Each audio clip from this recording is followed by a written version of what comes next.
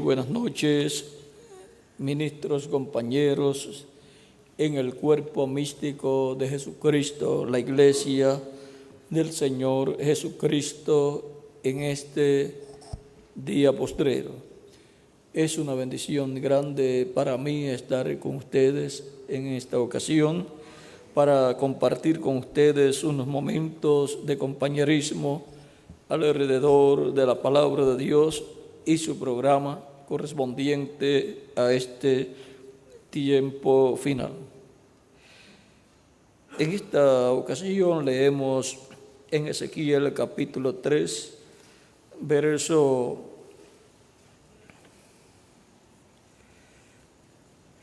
1 en adelante y capítulo 3, verso 16 en adelante.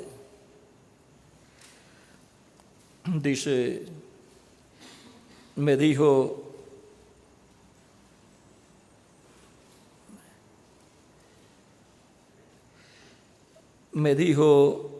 hijo de hombre, come lo que hayas, come este rollo, y ve y habla a la casa de Israel. Y abrí mi boca, y me hizo comer aquel rollo. Y me dijo, hijo de hombre, alimenta tu vientre, y llena tus entrañas de este rollo que yo te doy. Y lo comí, y fue en mi boca dulce como la miel. Luego me dijo, hijo de hombre, ve y entra a la casa de Israel, y habla a ellos con mis palabras, porque no eres enviado a pueblo de habla profunda ni de lengua difícil, sino a la casa de Israel, no a muchos pueblos de habla profunda ni de lengua difícil, cuyas palabras no entiendas. Y si a ellos te enviare, ellos te oirán. Sería te oirán, ¿verdad, Miguel? ¿Ah? Si a ellos te enviares, ellos te oyeran. Mas la casa de Israel no te querrá oír, porque no me quiere oír a mí, porque toda la casa de Israel es dura de frente y obstinada de corazón. He aquí, yo he hecho tu rostro fuerte contra los rostros de ellos, y tu frente fuerte contra sus frentes, como diamante, más fuerte que pedernal. He hecho tu frente. No los temas ni tengas miedo delante de ellos, porque son casa rebelde.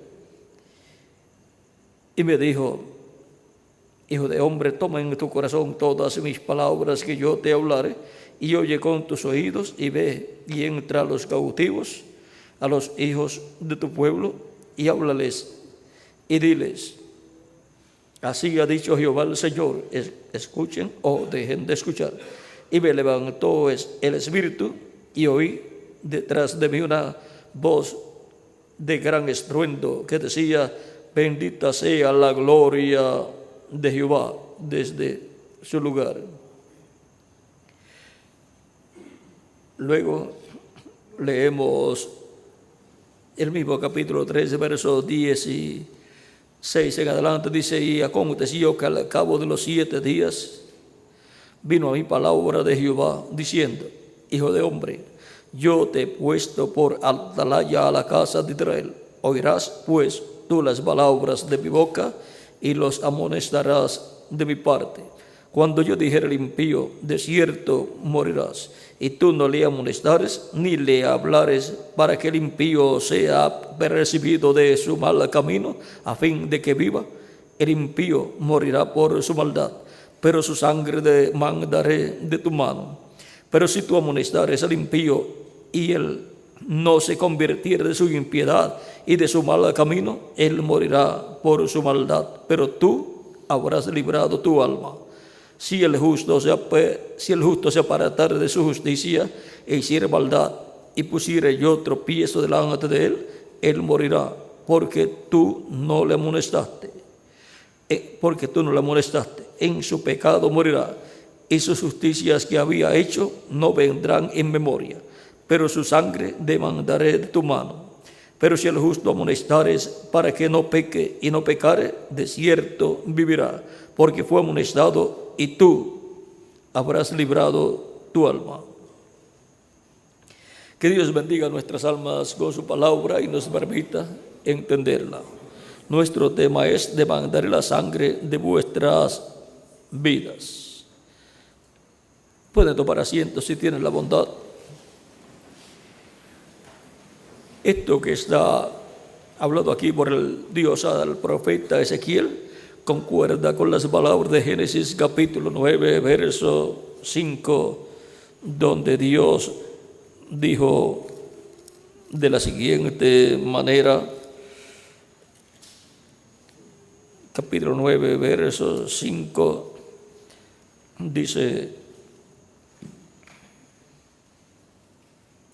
porque ciertamente demandaré la sangre de vuestras vidas, de mano de todo animal la demandaré, y de mano del hombre, de mano del varón, su hermano, demandaré la vida del hombre.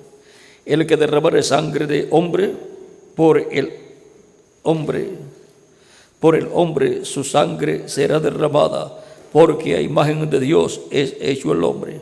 Mas vosotros fructificad y multiplicaos, procread abundantemente en la tierra y multiplicaos en ella. Habló Dios a Noé y a sus hijos con él, diciendo: he aquí yo establezco mi pacto con vosotros y con vuestros descendientes después de vosotros, y con todo ser viviente que está con vosotros, aves, animales y toda bestia de la tierra que está con vosotros, desde todos los que salieron del arca hasta todo animal de la tierra. Estableceré mi pacto con vosotros y no exterminaré ya más toda carne con agua de diluvio, ni habrá más diluvio para destruir la tierra. Y dijo Dios: esta es la señal del pacto que yo establezco entre mí y vosotros y todo ser viviente que está con vosotros por siglos perpetuos. Mi arco he puesto en las nubes, el cual será por señal del pacto entre mí y la tierra. Y sucederá que cuando haga venir sobre la tierra, y será que cuando haga venir nubes sobre la tierra, se dejará ver entonces mi arco en las nubes, y me acordaré del pacto mío que hay entre mí y vosotros, y todo ser viviente de toda carne, y no habrá más diluvio de agua para destruir toda carne. Estará el arco en las nubes, y lo veré, y me acordaré del pacto perpetuo entre Dios y todo ser viviente con toda carne que hay sobre la tierra. Y dijo pues Dios a Noé: esta es la señal del pacto que he establecido entre mí y toda carne que está sobre la tierra.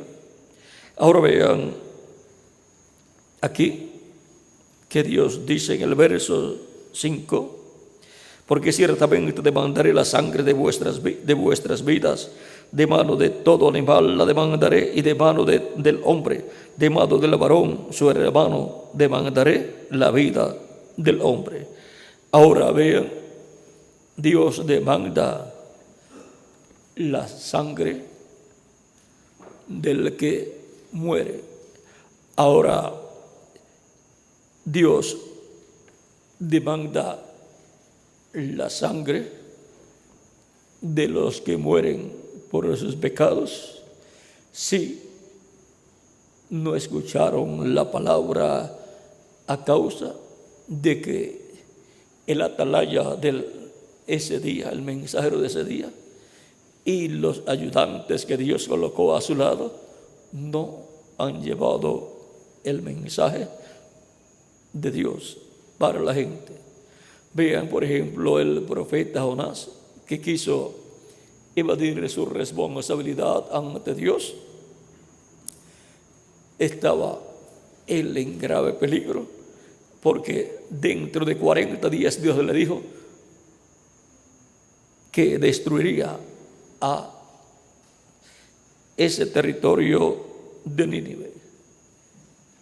Pero vean, conforme a lo establecido por Dios, si el atalaya, el mensajero de Dios, va y lleva el mensaje y le da a conocer el pecado del pueblo y la destrucción que viene a causa del pecado del pueblo, si el pueblo se arrepiente y si las personas como individuos se arrepienten, la misericordia de Dios es extendida. Dios tiene misericordia de ellos, los perdona y entonces viven. Eso sucedió con Nínive. La sentencia de Dios era de muerte por los pecados de Nínive. Pero vean, Dios quería tener misericordia de Nínive y le dio una oportunidad. Ahora vean, la oportunidad de Dios estaba en un hombre. Dios la colocó en un hombre, en el atalaya de ese día. Y si escuchaban a ese hombre, porque ese hombre le iba a decir que Dios iba a destruir dentro de 40 días a Nínive por sus pecados. Ese era el mensaje de juicio para el pueblo.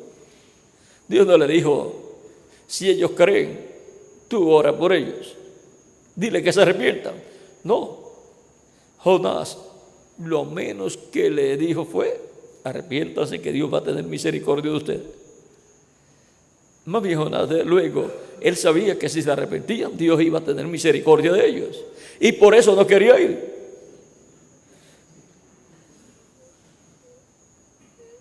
Y nosotros, al saber que si la gente se arrepiente, Dios va a tener misericordia de ellos, ¿qué vamos a hacer nosotros? Vamos a decir como Jonás, por eso es que yo no quería ir, porque sé que tú eres Dios misericordioso y te arrepientes del castigo si el pueblo se arrepiente.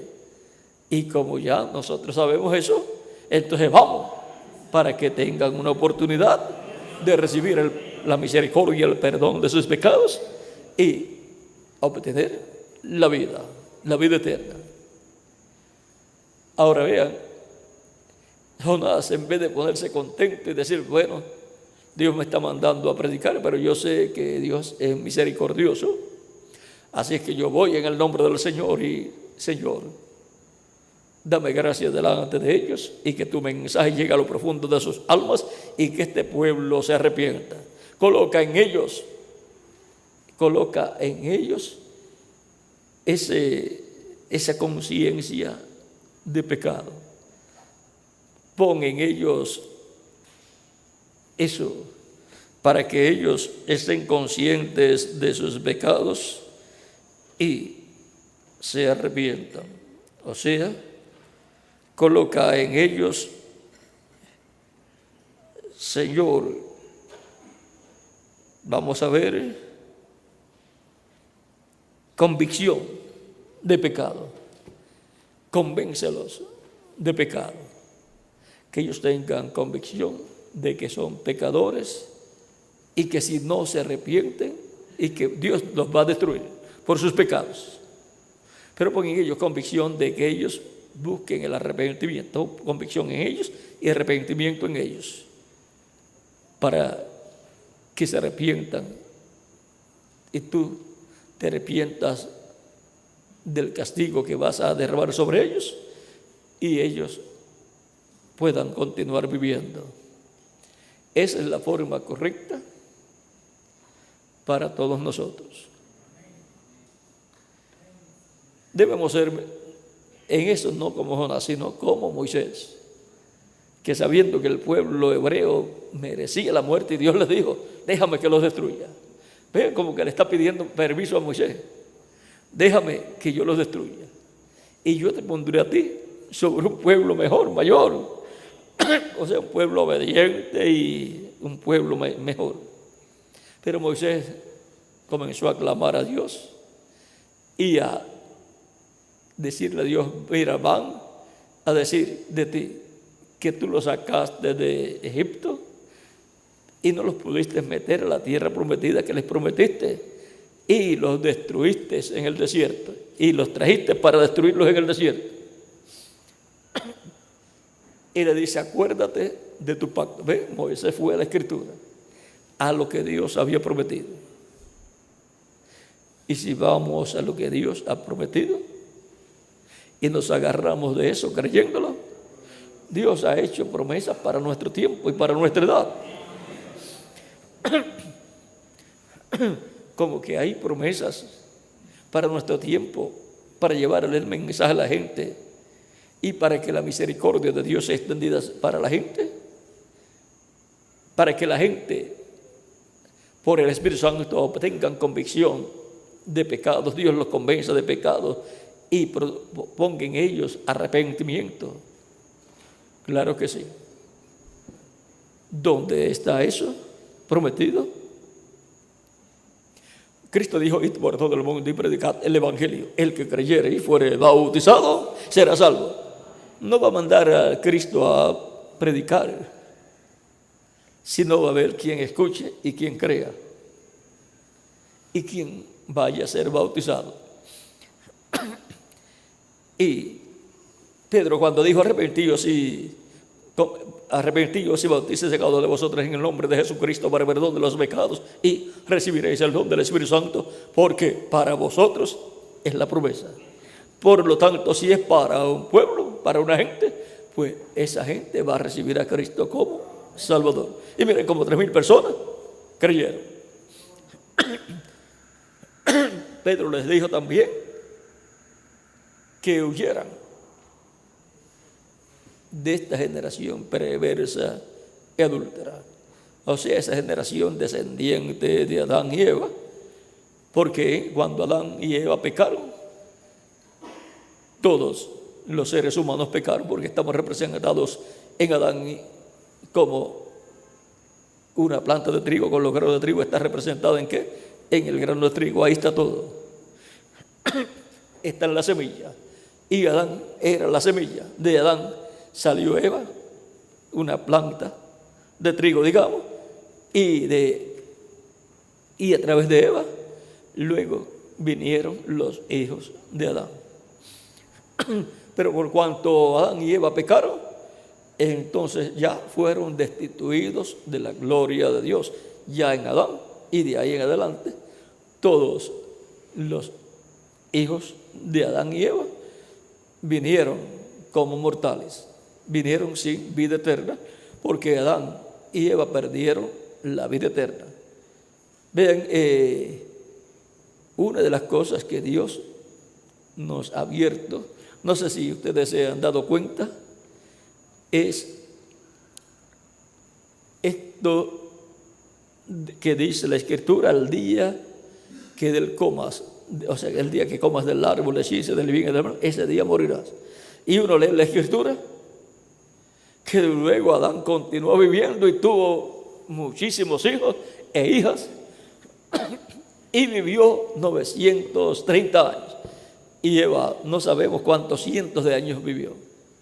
Y cualquier persona lee ahí: oye, pero ¿cómo es esto? Dios le dijo que morirían el día que comieran, y comieron y no murieron ese día. Ven, Dios nos ha abierto más ampliamente ese cuadro y nos ha mostrado que sí, que murieron. Y esto usted se lo dice a cualquier persona, y cualquier persona le dice: no, siguieron viviendo, tuvieron más hijos. Murieron a la vida eterna. Y les quedó vida temporal, terrenal, mortal. Y luego la restauración a esa vida que perdieron Adán y Eva viene por medio de Cristo, produciendo en la persona el nuevo nacimiento. Y ahora, cuando Cristo dijese: el que oye mi palabra y cree al que me envió, tiene vida eterna y no vendrá condenación. Y sin embargo, la persona que cree del día de Pentecostés en adelante, encontramos que después ha muerto. Y cualquier persona dice: mira, principalmente los enemigos de Cristo de aquel tiempo podían decir: mire, Cristo dijo que los que creyeran en Él, en su palabra, no morirían. Y mire, los estamos matando por montones. Y dijo que no morirían, o sea, que serían inmortales. Y son tan mortales como las demás personas. Pero los mataron, pero no murieron. No murieron porque ellos creyeron y nacieron a la vida eterna. Y esa vida no murieron, murieron a la vida terrenal. ¿Ven? En lo contrario a Adán y Eva. Adán y Eva murieron a la vida eterna, pero siguieron viviendo a la vida temporal, la cual se le acabó. Ahora, el creyente en Cristo, que ha comido del árbol correcto, del árbol de la vida, que es Cristo, que lo ha recibido como Salvador, tiene vida eterna. O sea, por comer del árbol de ciencia del bien y del mal, murieron a la vida eterna Adán y Eva. Y ahora por comer del árbol de la vida, que es Cristo, recibimos vida eterna. O sea, vivimos.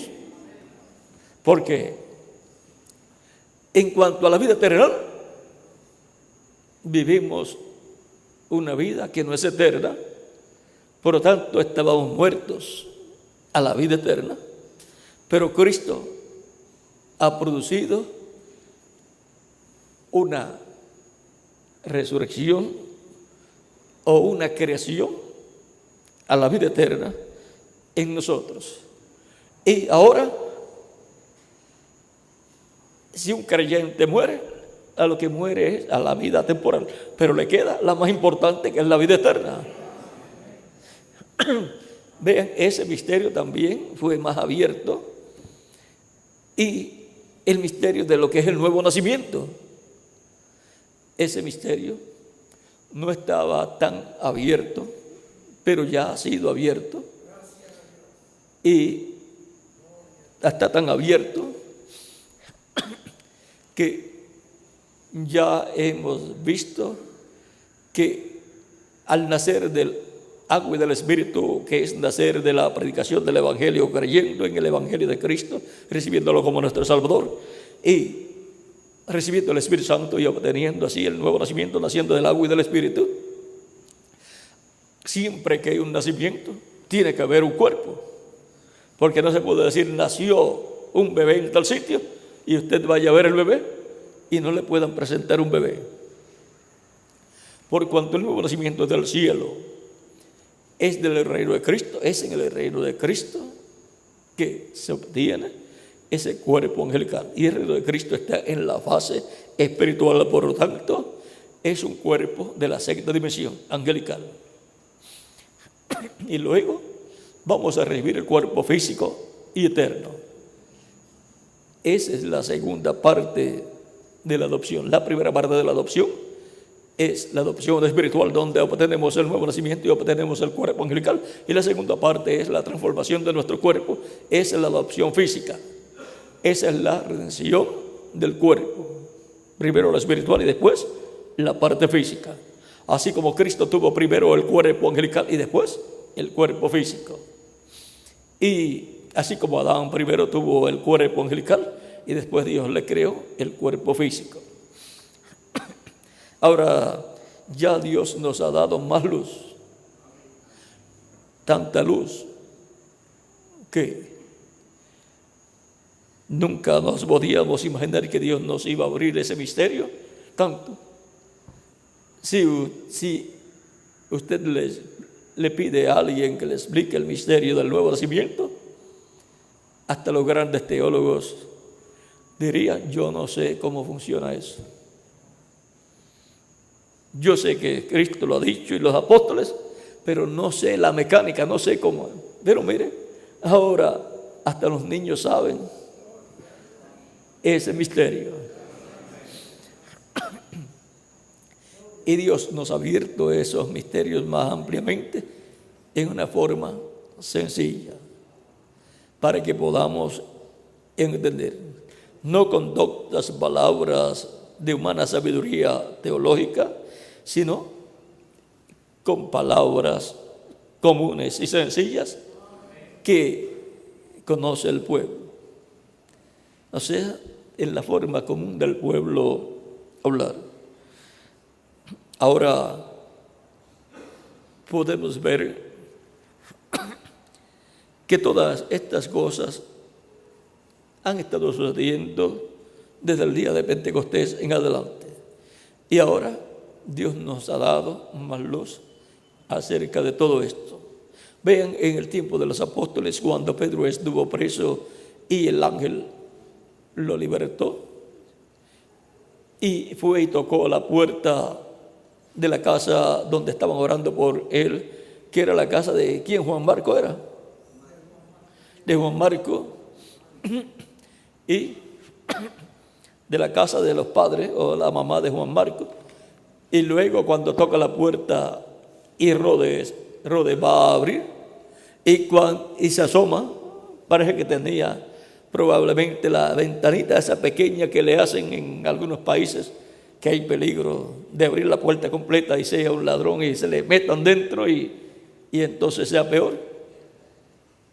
Cuando fue para ver, también conoció la voz de Pedro y supo que era Pedro. Y de gozo no abrió la puerta.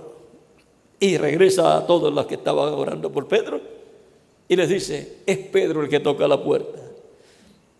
Y vean, todas las cosas obran para bien. Y San Lucas fue el que escribió, ¿verdad?, todo ese relato. Y le dicen, Herodes, estás loca.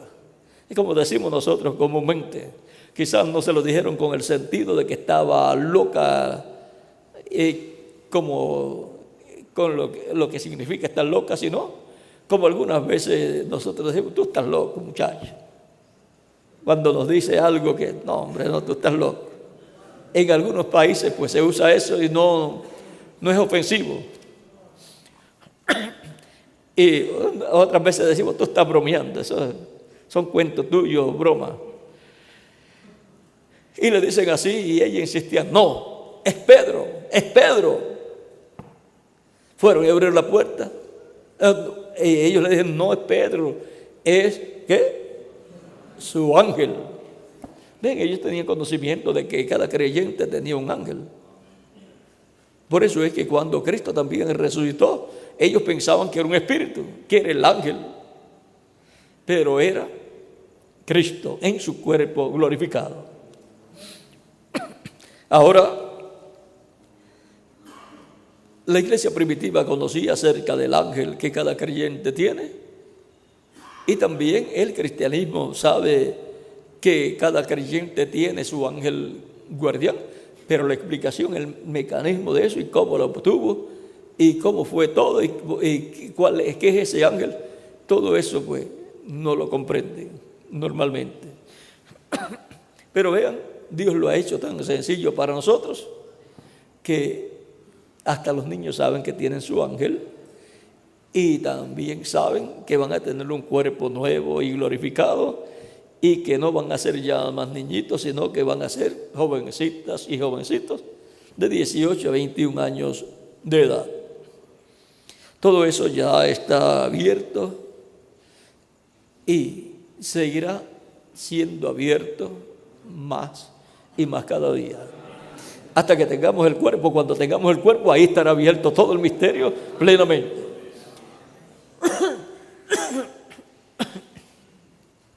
Ahora, vean, para que la misericordia de Dios sea manifestada a la gente, tienen que creer. Y para creer, tienen que oír. Y para oír, tiene que alguien llevarle el mensaje. Por lo tanto, nuestra responsabilidad es hacer que el mensaje de nuestro tiempo le llegue a la gente. Y lo tenemos grabado, lo tenemos en folletos, en videos, en cintas y así por el estilo. Y cuando lo escuchan directamente de la grabación, eso le llega al alma y el Espíritu de Dios se encarga de trabajar allá en lo profundo del alma. Y también cuando están leyendo, o sea que tiene el Espíritu Santo el material correcto, la palabra, porque por la palabra es que el Espíritu Santo trabaja. La palabra de Dios correspondiente a cada edad. Y la hace manifiesta cuando la da el mensajero y el mensajero la habla queda grabada y queda impresa también. Así ha sido de edad en edad. Esa es la palabra de Dios para cada edad. Esa es la palabra vivificada con un mensaje que trae vida para el pueblo. Y teniendo esa palabra, ese mensaje para nuestro tiempo, tenemos la responsabilidad de hacerlo llegar a todas las personas. No importa que la comunidad o ciudad o país esté como Nínive, no importa. Lo importante es hacer que escuchen, y el que es de Dios va a oír la voz de Dios. Y los que se arrepientan recibirán la misericordia de parte de Dios. Y si no se arrepienten, de todos modos, no seremos culpables de la sangre de ellos. Ellos morirán por su pecado. Pero nos agradaría más que se arrepientan y reciban vida. Ahora, ven ustedes, aquí Ezequiel le fue dado a comer un libro para que después hablara.